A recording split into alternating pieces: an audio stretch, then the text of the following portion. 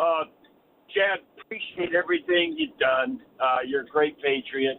But I didn't know if you could play the Mahomes, and I didn't want to jinx it when Bronx take on the Chiefs, but I love that phenomena with Mahomes and the Muppet character, and that's my only request today, and God bless you, and have a great day.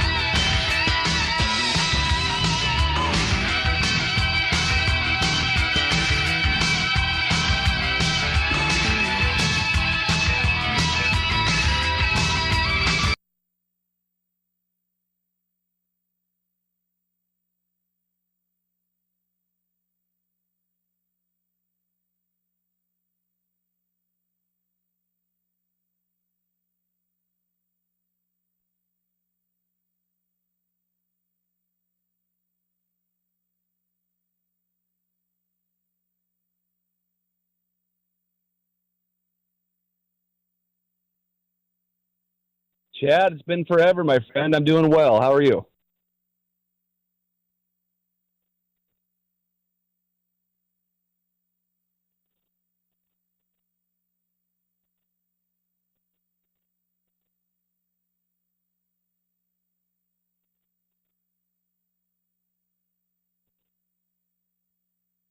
Yeah, I think it's assuaged the fears that a lot of us older souls had about what it would do to the regular season college football. Because to me, that was always what separated it from from the corporate feel of the NFL was that every Saturday it had this intensity to it that if your team came up short, you didn't know what where your future was, and the fact that teams can have two, maybe even three losses, that was something that, stuck in people's minds. But I think what we're seeing is, like you said, the fact that we're this late into the season and you don't have only five or six teams that are battling for those top four spots. You have 15, 20 teams that have a realistic chance of making the playoffs. That's the trade-off, and I think it's been really positive. And they're always going to probably tinker with how the system works, and you hope that they don't alter it too much because I think so far this first season, it's been a pretty resounding success.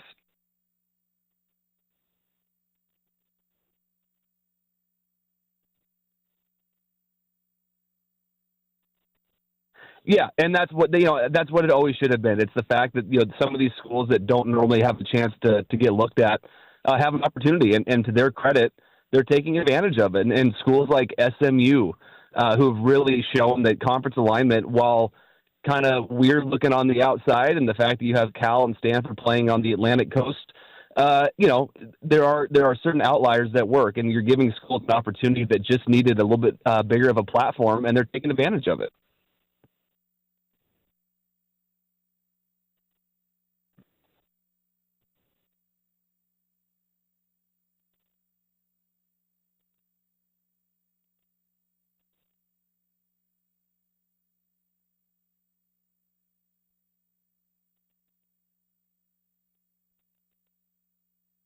It is, and there's been some oscillation on is the five seed better because you have a chance to have a home game, you get to play more than likely the Group of Five champion, and then in all likelihood you'd be seeded against the Big 12 winner in the second round. But looking at Oregon's schedule, especially the fact that after next week's game against Wisconsin, that's their eighth game in a row before they have another bye week. So I think for them especially, getting that first round bye is important. This is a team that's got to be getting tired, both mentally and physically. So, and I'll disagree with you a little bit. I think for the fact that it's their first year in the Big Ten, what it would say to go in there and go undefeated, I think that's a pretty big monument, especially for the way Dan Lanning is wired and what he wants his program to be. For him, it's everything is two steps ahead. So getting into the Big Ten championship game, of course, that's goal number one. But if he can add an undefeated resume on that in their first year in the conference, when they're not playing every big team, but they're still playing Michigan, they're still playing Ohio State, they still have to go to Wisconsin. These are not they don't have a gimme schedule. They don't have Indiana's schedule. So I think if they can get to 12-0, that's something they're certainly looking to do. I think that's, as you're recruiting and you're going out and showing kids like, hey, that we are the destination to be, and oh, by the way, we just walked into the Big Ten and went undefeated our first year. I think that's something that they're really maybe not saying out loud, but in the back of their minds, the coaching staff really wants it.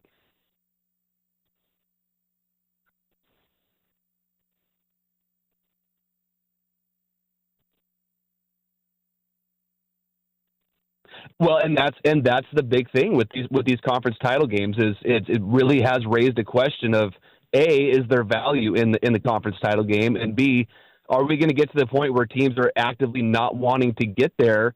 Let's say you're 11-1 and you have a chance to not play in that 13th game, give yourself an extra week going into the playoffs.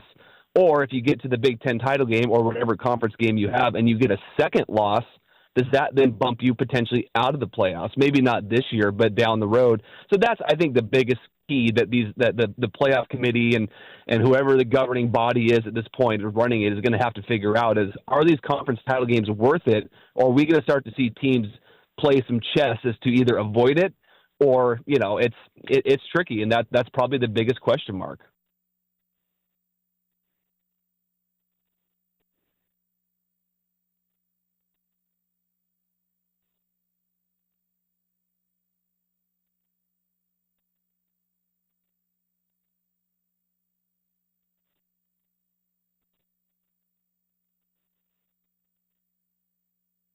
Until they prove otherwise, absolutely they do. Because what's cool about Indiana when you watch them is that this is not one of those programs that, they're not running a weird air raid style offense that is just catching everybody off guard. I mean, it's offense, defense, and special teams. They're a very opportunistic team.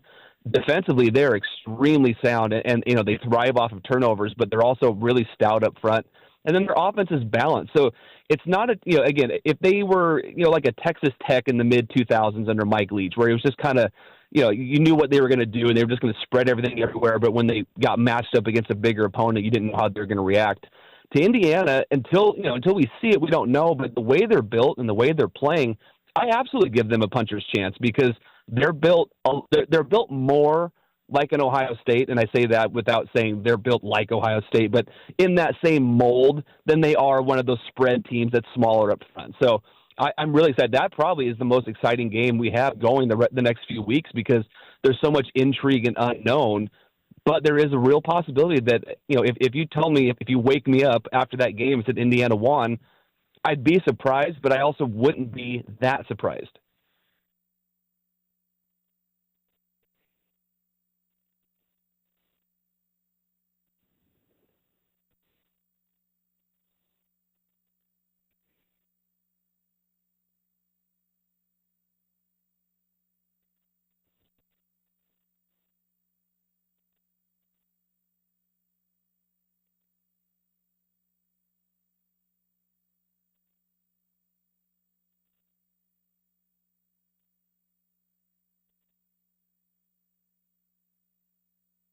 And that's why you always want to listen to. I love listening to ex-coaches because especially when it comes to analyzing how a team is built, it's one thing to talk X's and O's, but when you're listening to them discuss how a team looks when they're on the field, that's when you get the best reaction. Because trust me, Urban Meyer knows when he sees a team that's built to win for the long term, and if that's his takeaway, then you have to take it for his word.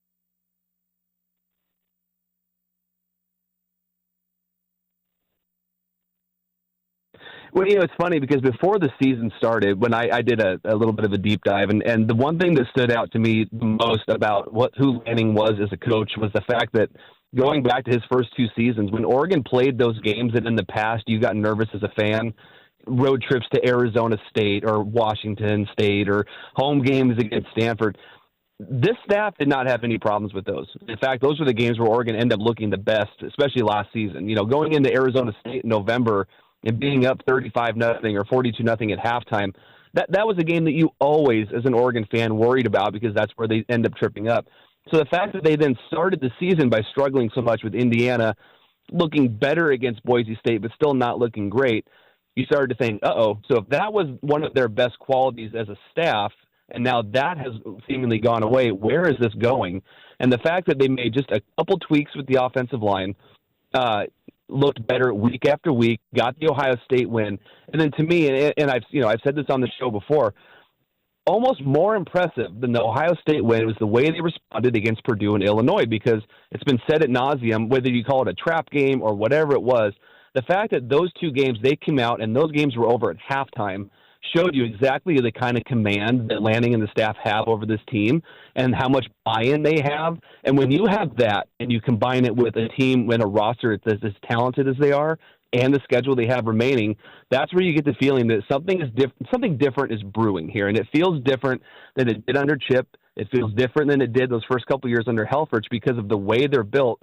And then you watch these videos that come out, these Ducks versus them, and you see, and they can correlate things back to what they're talking about during the week, and they show them during the game. And when the staff brings the players together and they say, look, we talked about this on Monday, and it's coming to fruition, you cannot quantify the buy-in and what that type of impact that has on these 18 to 23-year-old kids. And, you get the sense that they'd run through a wall for this staff. And so that's why heading into these final few weeks and looking back at the last 6-7 weeks, it's hard not to think ahead about what could be. And as fans, we get to do that. And as players, you just hope that they stay in the moment.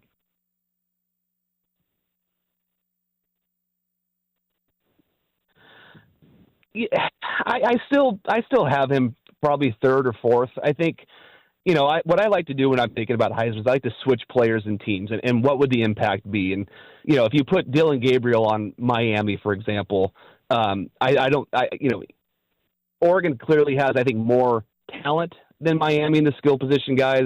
But what Cam Ward does is he has brought that team and kept them undefeated because of his heroics. And that, to me, I think you have to put him ahead of Gabriel a little bit. At this point, it's really hard to look at anyone other than Travis Hunter just because of what he does on both sides of the ball.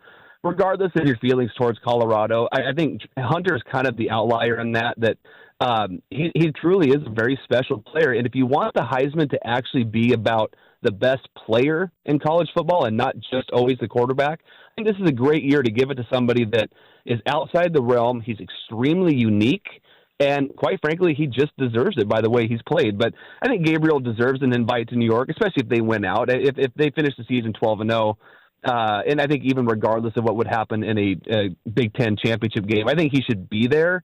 But at this point, I'd probably go Hunter 1, Cam Ward 2, and then Gabriel probably 3.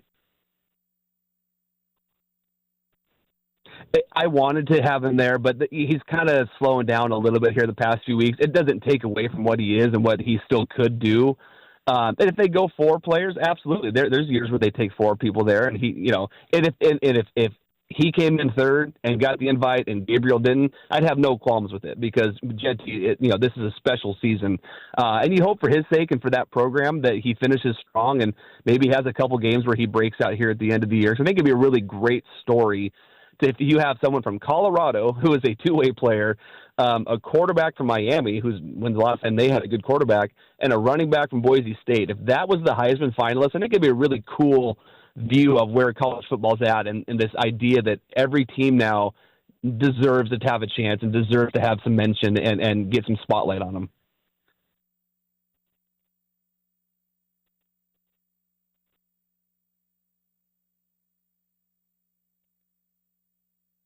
Mm-hmm.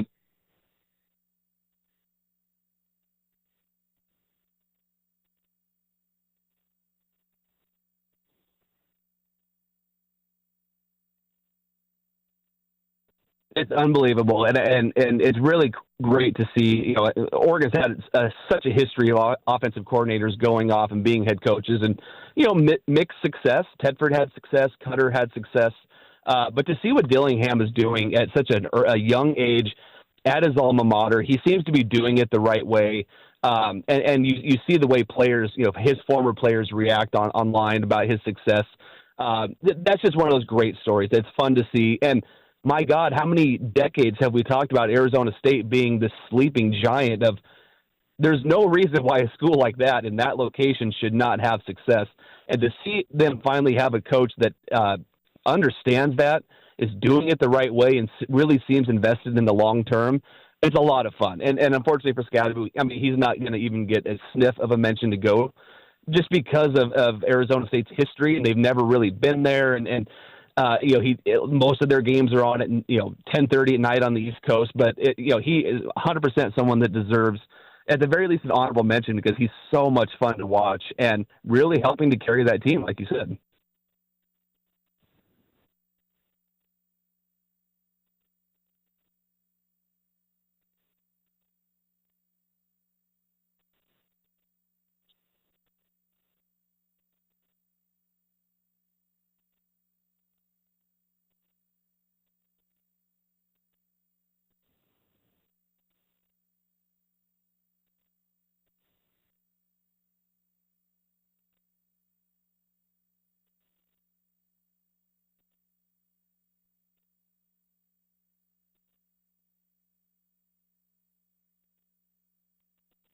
I agree 100%, and I would even get a little bit more granular, and I'd say Georgia's defense when they're on with Carson Beck leading that team. I don't have any faith in Georgia's offense, and I think with Oregon's defense, they could at least neutralize what Georgia could do offensively. But if the Bulldogs' defense is locked in and playing their absolute best, boy, you're reminded real quick of what they were the last couple of years, and you'd like to think that with Lanning having at least probably some vague familiarity with some of the players on that defense. It's only been 3 years. and an understanding now of, clearly what that team would do. You'd give Oregon a chance.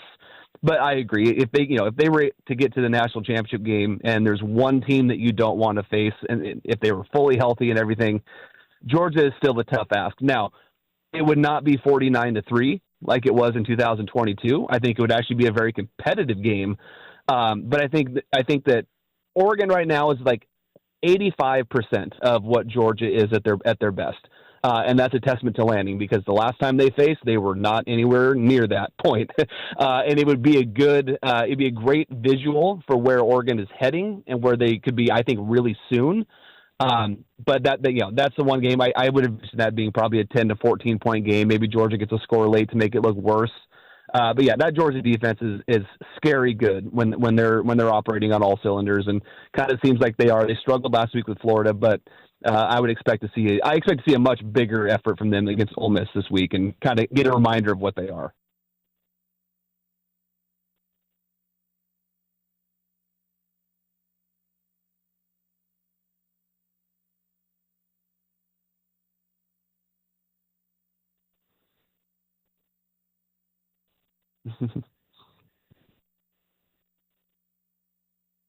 Yeah, and that's gone are the days of saying, well, they won a championship. Not that people did this, exactly, but look at a couple years ago where Georgia plays TCU in the championship game, and you're like, okay, well, great. Any team that gets there this year and moving forward, that they've gone through a gauntlet of teams, and it's really going to be a war of attrition, and who can stay healthy, who can stay mentally focused. When you're looking at potentially 4 games or 3 games in a row of Ohio State, and then whoever, Tennessee or Miami, and then Georgia. I mean, it is a murderer's row for anybody who goes up to it. But what's great about it is that everybody has to do it now, and there's no hiding. You can't get there on just by skating by against a lucky break. If you're going to win a championship from now on, you have earned it, and that's really what's exciting. And it'll separate the contenders from the pretenders, but it's going to be a lot of fun along the way.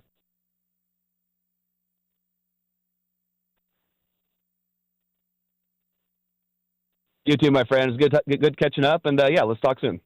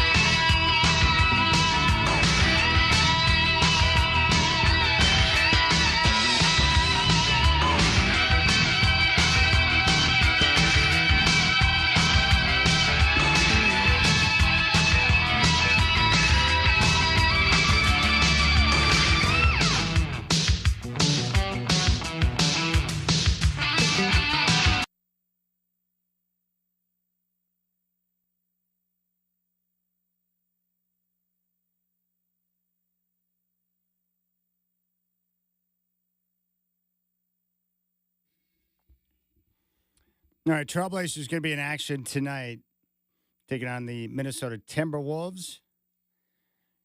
Tip-off is at 6. Game day will start at 4 on your home of the Blazers, 620 Rip City Radio, presented by Coors Light. We're going to talk football with Pete Futek of College Football News coming up at 8:20.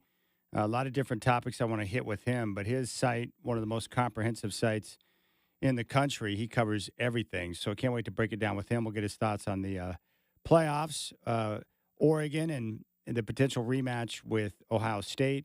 Does Indiana have the ability to go into the horseshoe and get the win? Pete Futek will join us coming up at 8:20, and we'll get ready for the college football weekend. It's going to be great. I'm looking forward to it, and a lot of big games this weekend in the NFL. Great game last night, Thursday Night Football, that we had between the Ravens and Bengals, and it was a big-time game. Lamar Jackson, perfect quarterback rating in the fourth. They were down 21-7. They came all the way back to take the lead at 35-28. 3 touchdowns, 197 yards, perfect rating, 158.3 in the fourth quarter. And for the game last week against Denver, he had a perfect quarterback rating. 3 touchdowns, 158.3, and they put up 41 points. The Ravens' defense was getting torched last night, and they needed someone to step up and make plays, and Lamar Jackson did it once again. But Joe Burrow led his team right down the field. They scored a touchdown with under a minute on the clock. They're down by 1, 35-34. What do? Do you go for the extra point and force overtime and give the ball back with just over 30 seconds on the clock? Lamar's got a chance with 2 timeouts to go down and score before the end of the game. Or do you go for the win? Well, they made their choice. Head coach Zach Taylor said, we're going for the win. They went for 2, and this is what happened.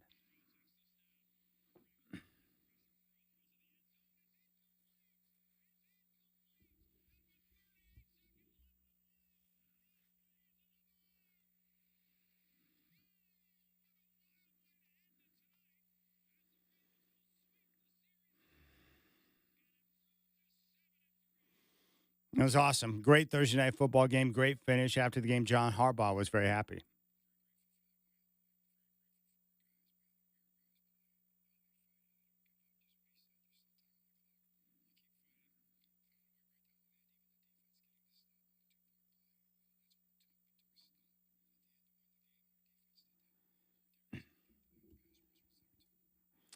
On the other side, Zach Taylor, once again, another close loss for the Bengals. He was in pain.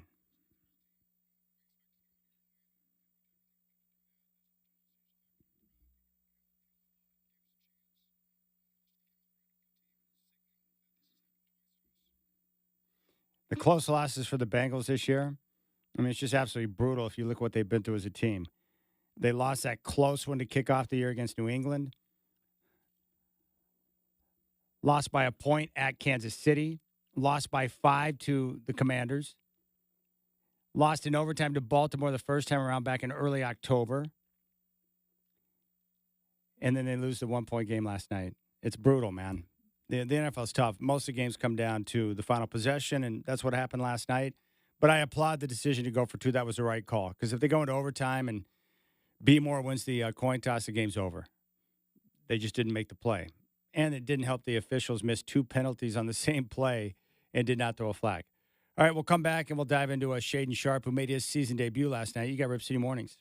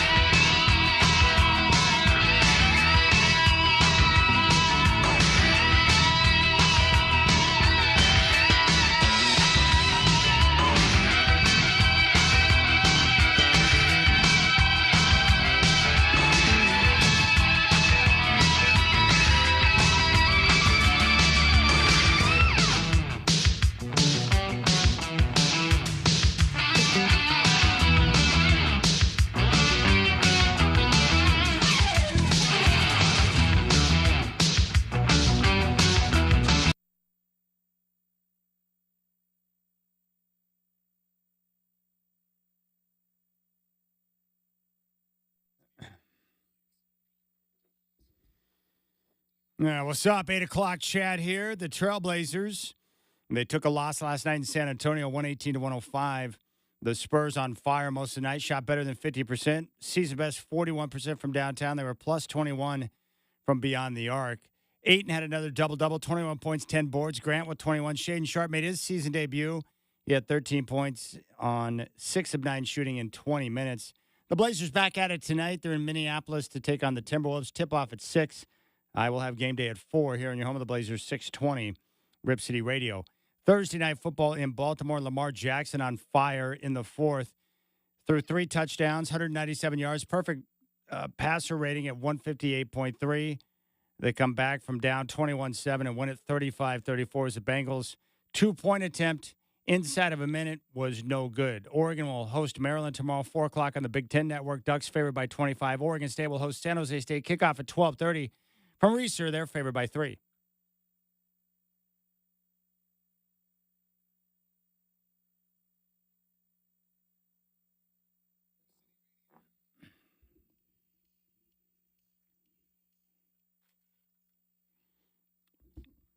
All right, my man Tony in Boring just sent me a picture. He took a screenshot of YouTube, and it's not my best look. I've got like my hand over my face, trying to rub life back into my body. And he goes, hey, what happened to all that rest from yesterday? And I'm struggling right now, doing double duty. That's why you got to love corporate America. And we're going to fire everyone, but we need you to pick up the slack. So this is now the 24/7 Chad Network. Like, I'm just trying to get through this week. I had to pull double duty this week. So yesterday was brutal because the alarm goes off at 3:30. And let's just say that when the alarm goes off at 3:30, that my brain is now not fully functional. So I roll out of bed and I smell my breath and I'm like, okay, I got to brush the teeth. That's about all I can do. I grab my stuff, then I go straight to the coffee shop to get as much caffeine as possible. I roll in, I do the show. As soon as I was done, I had to take care of a couple of details, and I drove straight home, back to the Couve, and I stripped down. I jumped right back into the rack, and I took a nap for 2.5 to 3 hours. And I'm not used to sleeping during the daytime, so when I woke up, I freaked out and almost had a heart attack because I thought I had overslept and missed the game because I had to be back down at Moda Center for the pregame show and all that stuff. So after my heart rate went back to normal, took a shower, felt pretty good, went down, handled the Trailblazer game, the postgame show. Burkhart's out, so I had to do fifth quarter. And then by the time I'm done and get home, it's time to go right back to bed because I got to get up early again this morning to come and do Rip City Mornings. So, yeah, I look like hell right now. I haven't shaven. I look like a bum. And I smell like a bum. This is not a good Chad right now. This is not the best of me, okay? I'm just trying to do what I can do, Tony. But I appreciate you. The photo you took is pretty funny because it is at me at my worst. Everyone's a critic, Chad. No, I'm just glad you're in a different room so you don't have to smell me right now. Oh, it's bad. It's bad. Yep. 24/7 Chad Network.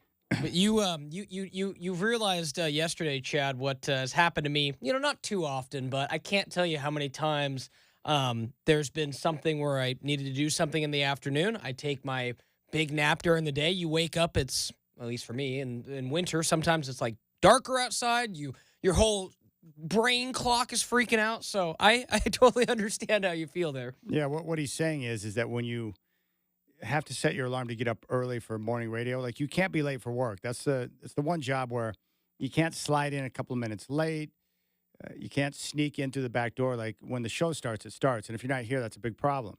So what happens is that you don't sleep peacefully because you're worried about not waking up. And because you have to get up so early, your body, it's just a dangerous proposition. So what I do is I just set multiple alarms, and I space them out by different times to make sure that if I sleep through one alarm or turn it off without even realizing it, that the next one's going to go off.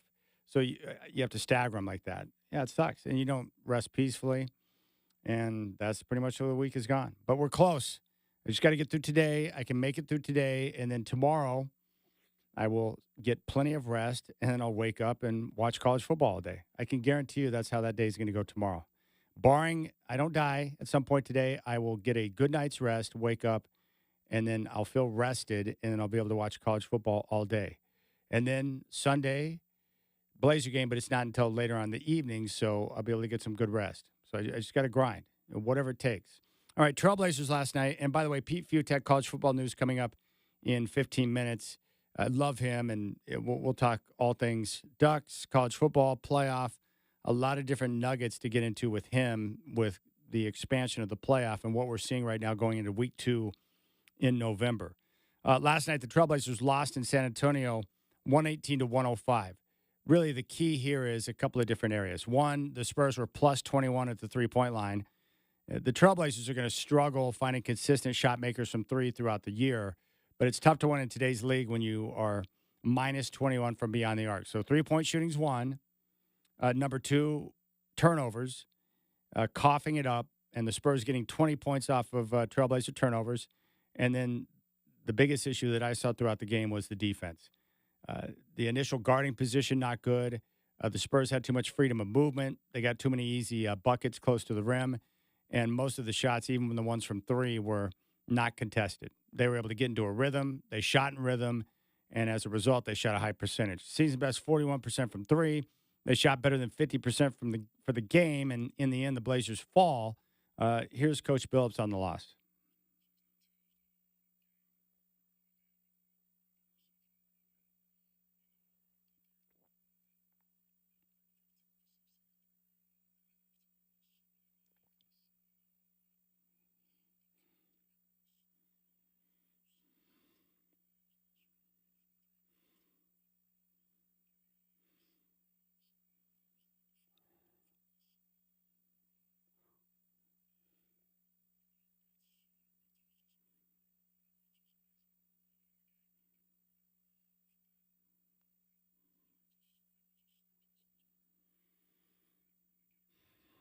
All right, so bad defense, turnovers, the Spurs on fire, and the Blazers take the loss. But plenty of things for the young team to continue to work on.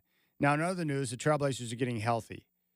Only one guy remains out, and that's Matisse Thybulle. Robert Williams III was cleared in the New Orleans game Tuesday, did not play. He did not play last night, but I would expect to see Robert Williams in his debut tonight due to the second of a back-to-back in Minnesota. So I fully expect to see him. But now Billups has access to everyone except for Thybulle. He hasn't had that in a long time. So the Blazers are getting healthy, which will allow them to get guys on the floor so they can continue their process of evaluation. One of those guys is Shaedon Sharpe.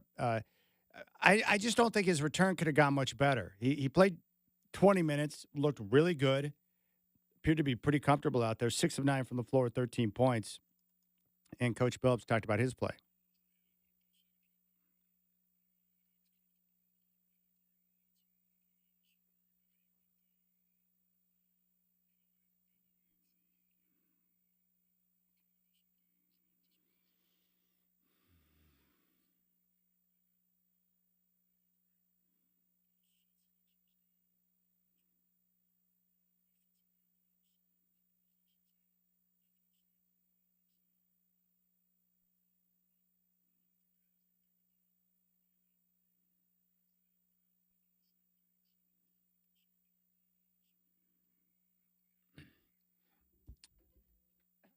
That's good to hear. Great to see Shaedon out there and playing well. And more importantly, the Blazers now can get him on the floor with different guys, including Scoot, so they can get more data on their young players and what they have. And after the game, Shaedon Sharpe in the locker room talking about his return.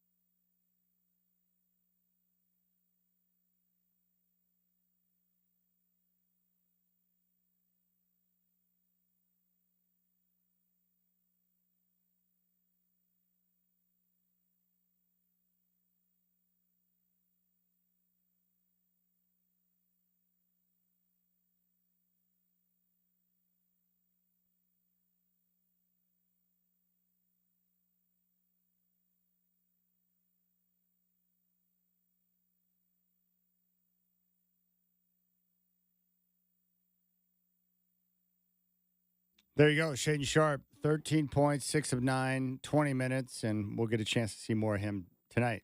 Love his response on Wemby, too. He's a tall dude. That was funny. He is long. Fascinating to watch. You know, the Trailblazers, going into the game, after talking with Michael Holton, I was obsessed with watching the pick and roll between, Chris Paul and Wemby, but the Blazers did a good job defending him. Klingon got some quality minutes, but it was the other guys who hurt him. Malachi Barnum, who put up 17 points, shot the ball well, 17 points, 11 rebounds from Keldon Johnson. Just too much freedom of movement with their offense and uncontested looks. So back to the drawing board for the Blazers defense. You're going to have to be better tonight. Minnesota going to be a tough matchup. And then after they finish tonight, the 4-game road trip is over, and they'll be back at it. They come back home, and the Blazers, boy, this early part of the schedule, there's games all the time. And they got a busy, busy week that's coming up because they come back home off the 4-game roadie, and they're right back in action. So the game on Sunday night, they'll be taking on Memphis. They get a chance to see Ja Morant, who's been tremendous in his return. And so you've got a game on Sunday, Tuesday, Wednesday, Sunday. Boom, boom, boom, boom, boom. So they're at Minnesota tonight, home against Memphis, and then back-to-back home games against Minnesota on Tuesday and Wednesday before a Sunday matchup next week with Atlanta. So that's 5 games. 5 games. So it's going to be a very busy week for the Trailblazers. All right, let's get to this. Pete Futek, college football news. Big fan of his and what he brings to the table. He's going to join us, and we'll talk all things college football. I hope you're having a wonderful Friday morning. Looks like another beautiful morning out there, loving the sunshine.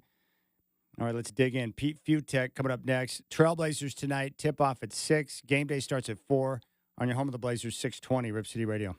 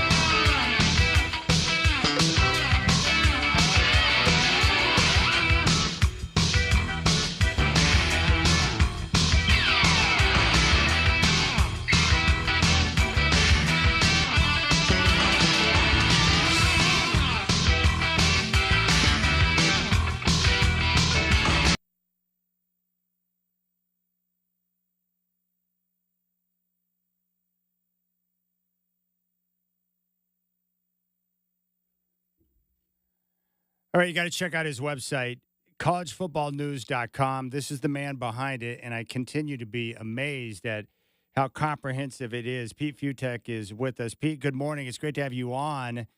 I'm continuing to love your site and the work that you do. I don't know how you do it all, but I want to start with this because you cover the sport.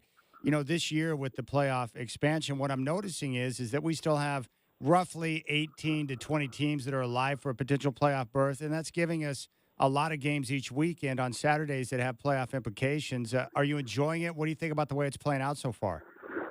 Yeah, good morning. Thank you very much for the nice words and everything. Good, absolutely. Thanks so much. Yeah, and that's kind of the point. I mean, that was the nice part about how this is all supposed to work is now you finally have a mechanism where you can play your way in, where, you know, now it's not just, you know, the regular season where, like you're right, 18 or 20, it's probably even more than that if you can really expand out and say, you know, the teams like, you know, Memphis are still sort of alive, you know, like just random teams who, if they win out and can win their conference championship, are all of a sudden in the mix for one of those 12 spots. And it's going to be interesting, though.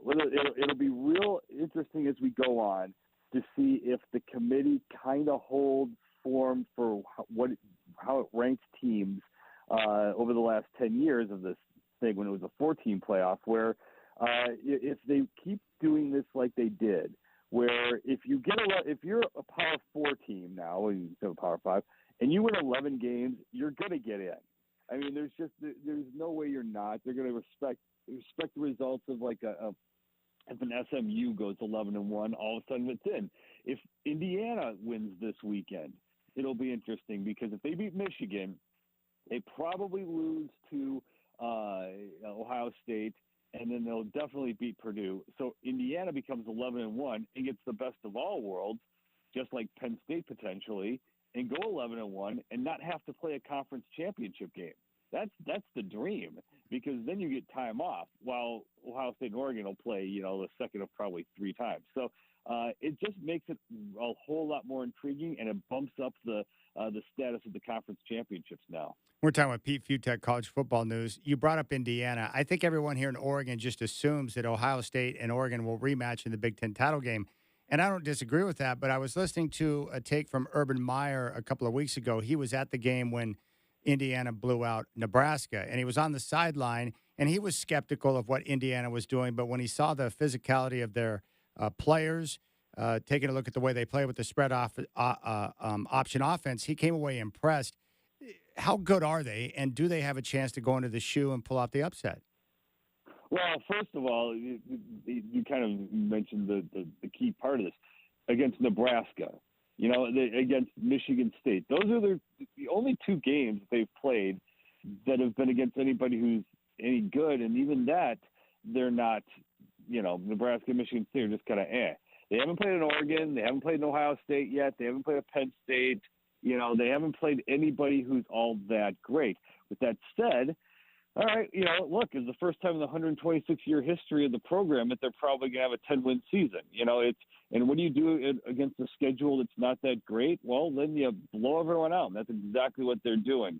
But there is a talent level difference. As good as this team is, and as funky as their offense is, and as good a coach as Cignetti is, you know, let's see this week, because I think they drop kicked Michigan, but you know, Michigan's still Michigan. I mean, these are the most talented lines that they're going to have to face yet so far this year.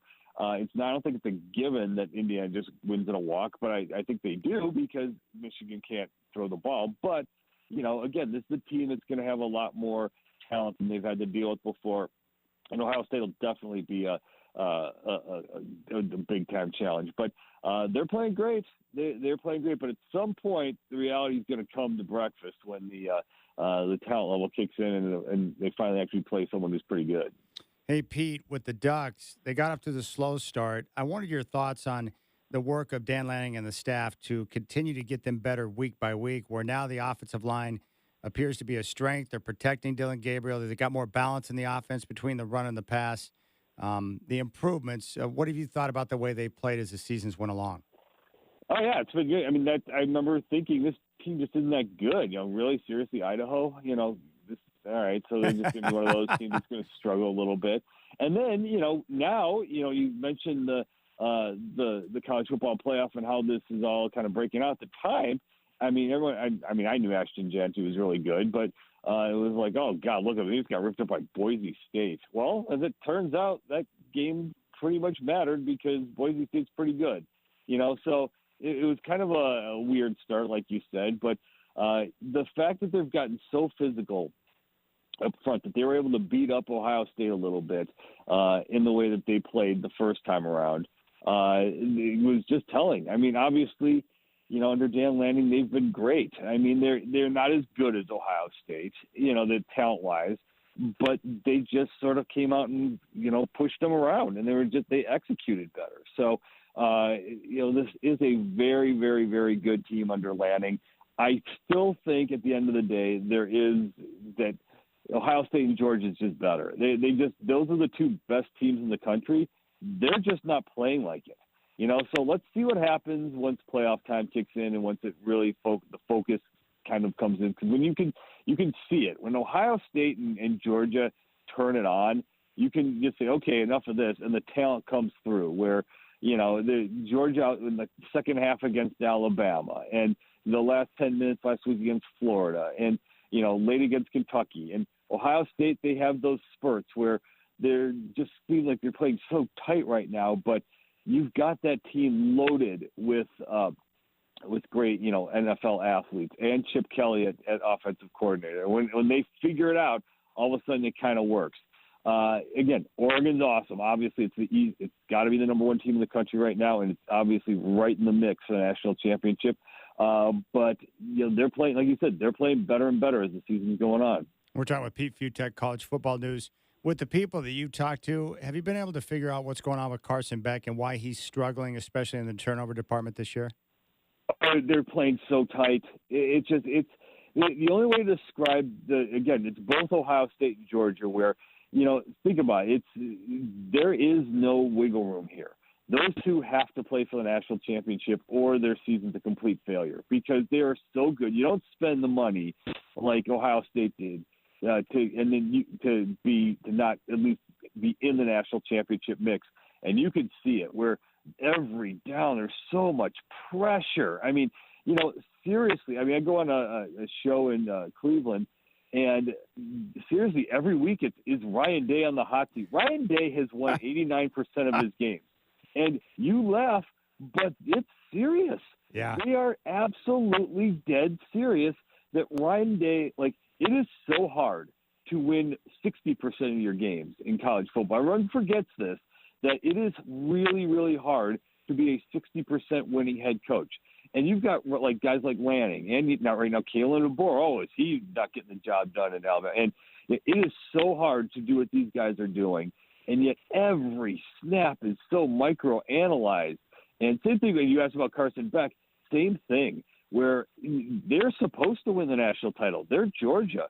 They didn't get even to the playoff last year, and so because they, failed in the SEC championship against Alabama. So all the pressure in the world is on Carson Beck right now to just be better. I mean, to be Stetson Bennett, at least. And so he is really playing. I mean, we all forget, yes, they're paid now. They're getting paid millions of dollars and all that stuff. They're still college kids. And, man, they are both, again, same bucket. Carson Beck and Ohio State, they are playing like the pressure of all the world is on their shoulders. And there's something to that. There's just something to be said for, players who are in teams who just, can't play loose and free like, and Indiana is with house money right now. And, Oregon to a certain extent where you have a 19-year veteran like Dylan Gabriel under center, so it's these guys are under just the most intense of professional pressures and they're college guys. Okay. I wanted to ask you about your comment when you go on in Cleveland, how serious Buckeye fans are about their team. I was talking to a friend of mine a couple of nights ago who went to the University of Oregon but moved to Texas. So he went to the Georgia-Texas game down in Austin, and he said when the officials changed the call in the game, he was sitting around a bunch of Georgia fans, and he realized at that moment that it's just different down there, that the fans were so furious.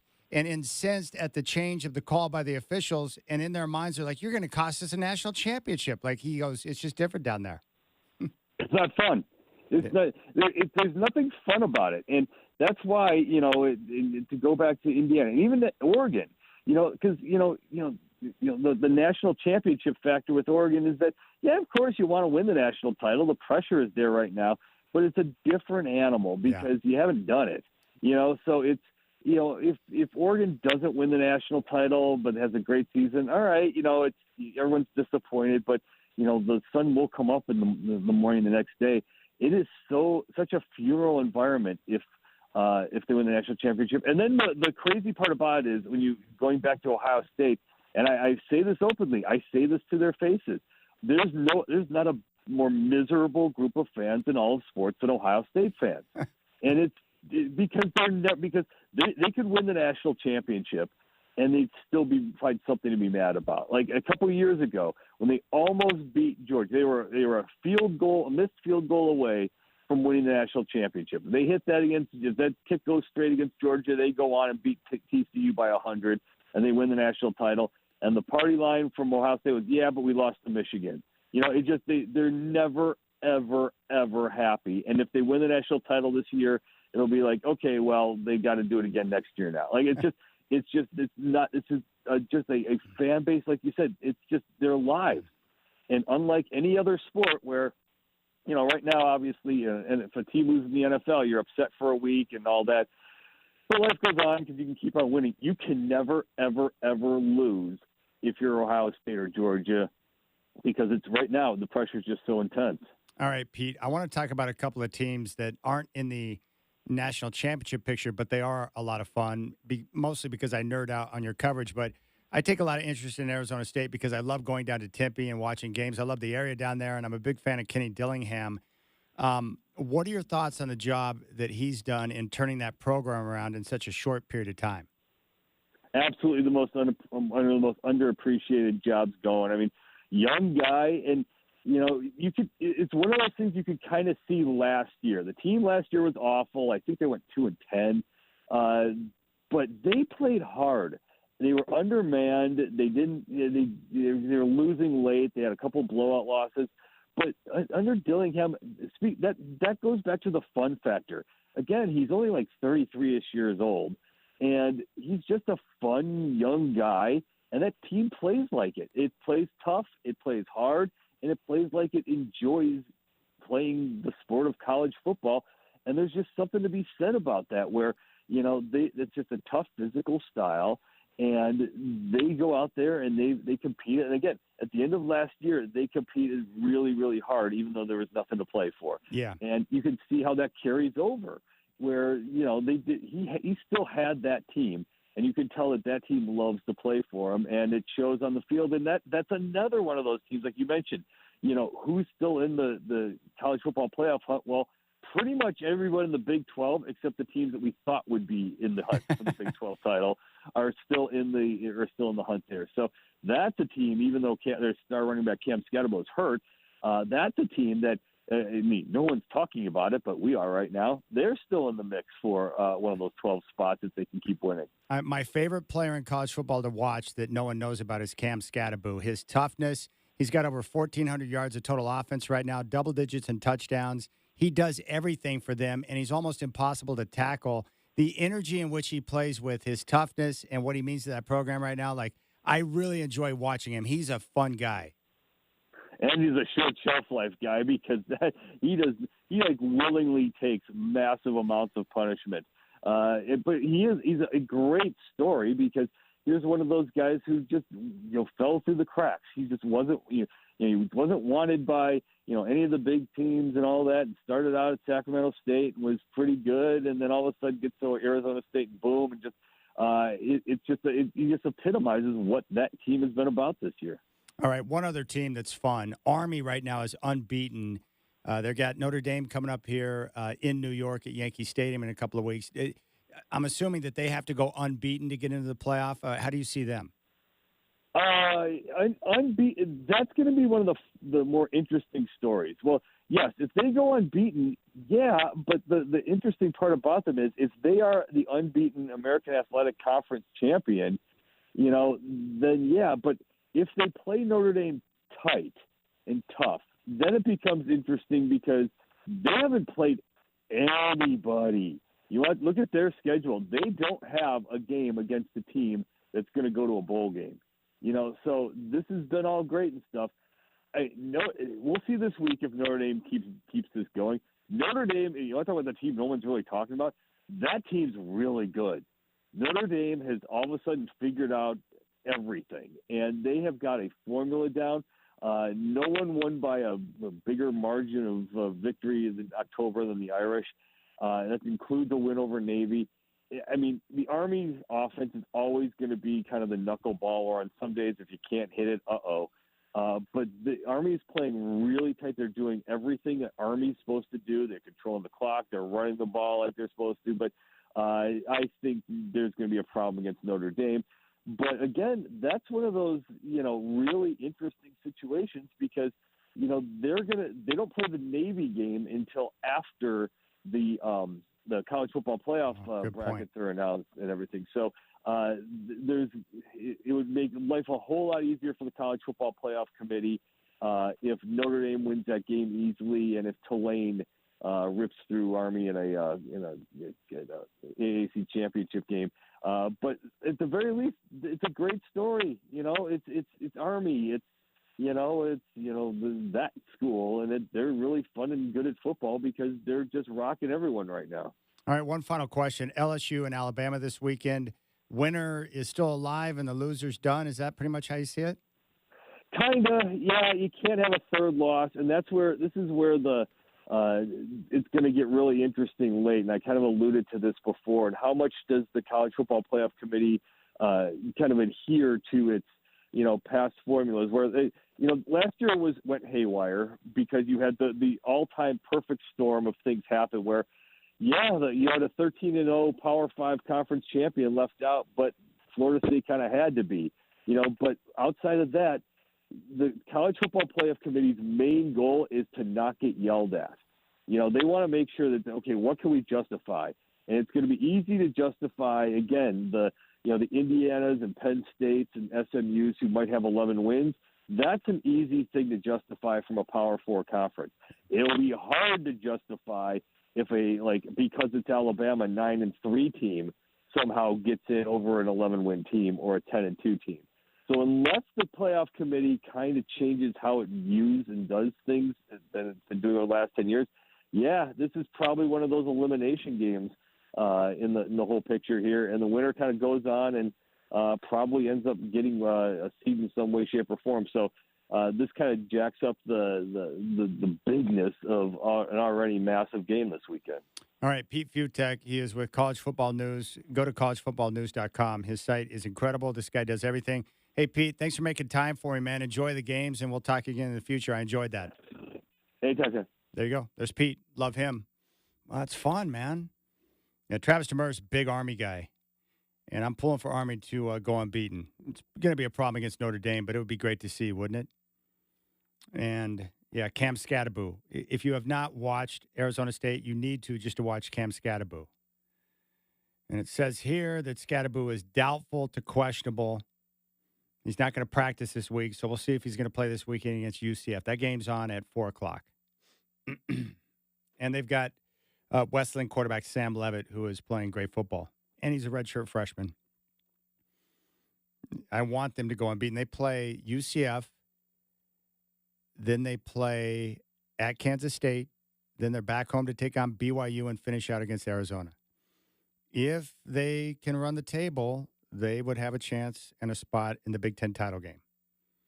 Or, excuse me, the Big 12 title game. All right. Yeah, the expansion's good.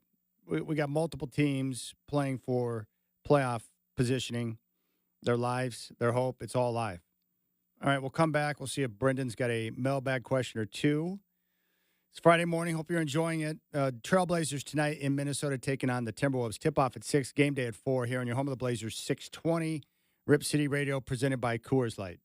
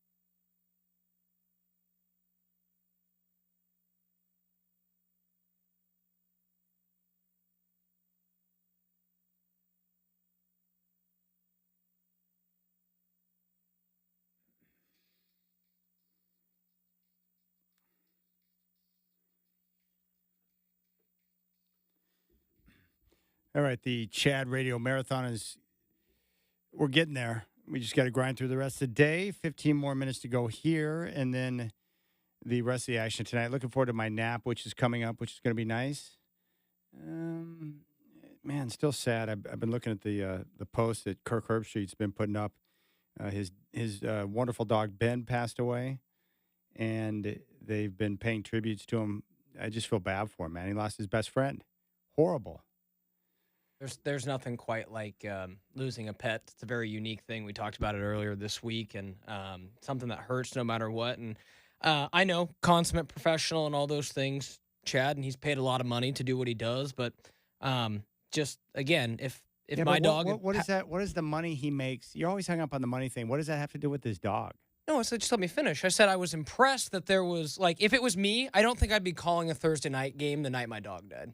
Probably be taking some time. So if you made millions of dollars to call football games, you would be in there calling the game. That's what I said. So I think compared to the average person, I think the average person probably not works. So that was a tough day for him for sure. So definitely sending him some thoughts and prayers. I think, I don't know. Should you take the day off from work if your dog passes?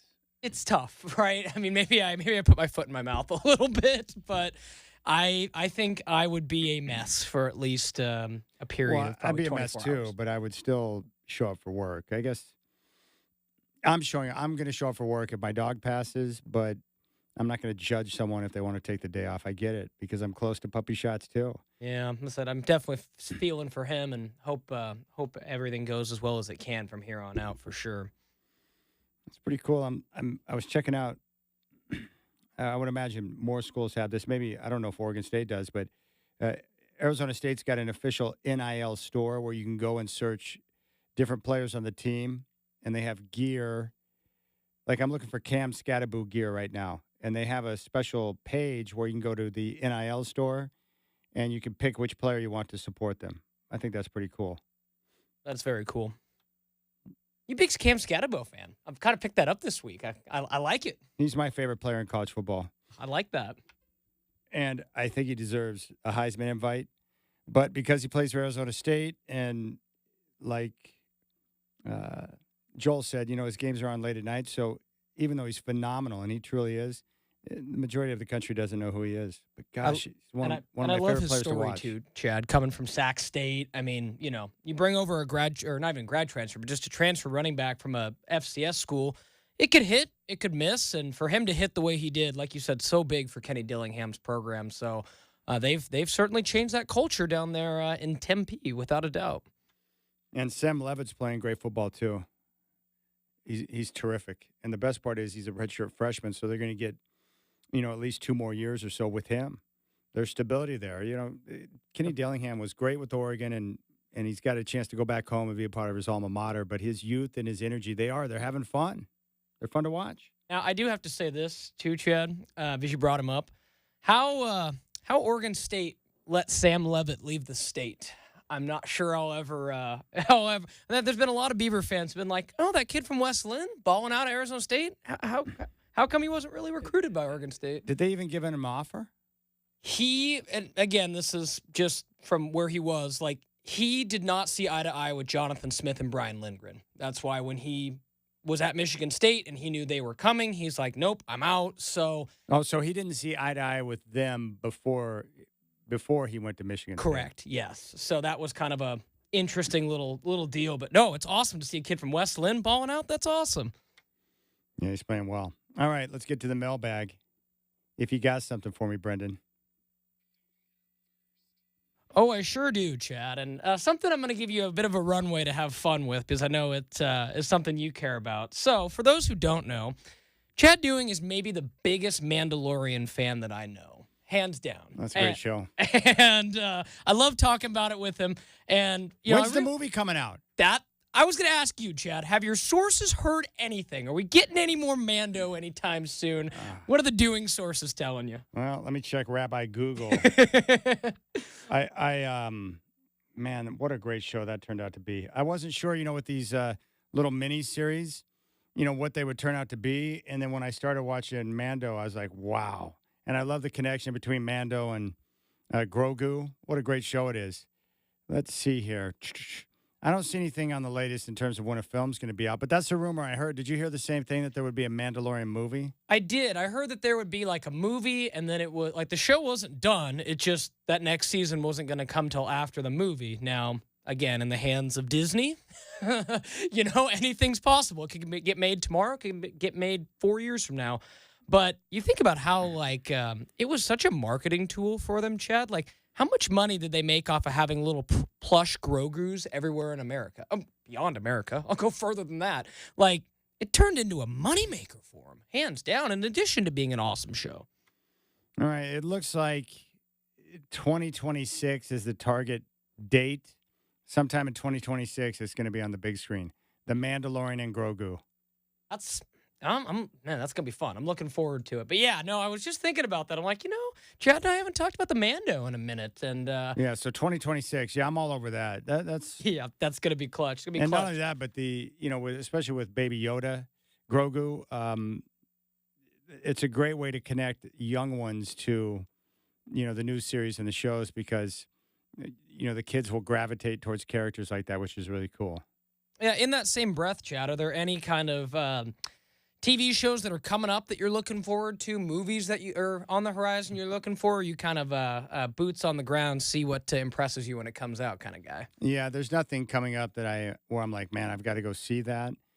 Hollywood's kind of dead right now, so no, there's nothing on the horizon that I'm totally down with. And right now my television viewing, I'm just hooked on college football, so that's my primary pursuit, college football, and then watching Bo Nix play with the Broncos. So that's where I'm at right now. But there's nothing coming to the theaters or on television where I'm like, man, I got to see that. Yeah, it's definitely interesting because I feel like there's just less and less movies. And I'm curious just in general, Chad, when was the last time you went to a movie theater? And what movie did you see? I'm just curious, if for the sake of just movie theater arguments these days. Okay, the last one that I went to see in the theater was Maverick. Oh, yeah. Okay. And then there was a movie that came out recently. Let's see here. God, I want to make sure I get the name right. Dennis Quaid was in the movie. The Long Game. It's based on a true story. Yeah. It's a golf movie. It's terrific. I went to go see it or wanted to go see it in the theater, but it was a limited release in theaters. But I couldn't match it up on a day when I wasn't working, so I just waited for it to pop on stream, and then I watched it. It was a terrific movie. Outside of the movies, like, again, you mentioned Top Gun Maverick. That is a movie that, again, I've watched several times at home. It doesn't hit as well as it hit on that big screen with those speakers and all that. Yeah. But in general, though, Chad, like, I think the only movie I've seen in the last calendar year was the new Twisters movie, which was really cool to see on a big screen.